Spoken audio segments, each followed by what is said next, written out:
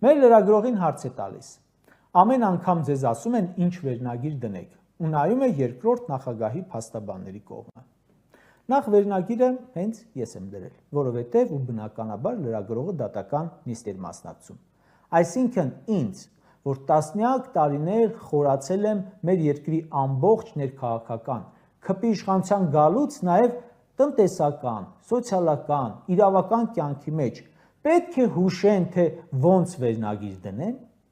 ու իրեն իրոք թվում է, որ կարիք ունեմ ինձ հիշեցնեմ, որ Սարգիս Պետրոսյանը նախկին ՔՊԱ-ական է։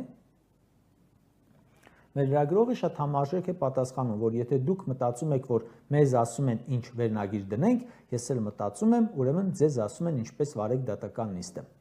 Վերնագիրը դրել եմ ես,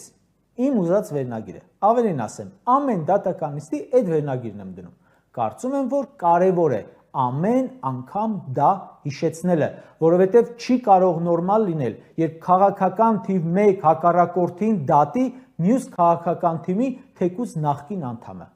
արդեն մեծ պրոբլեմ ունեք։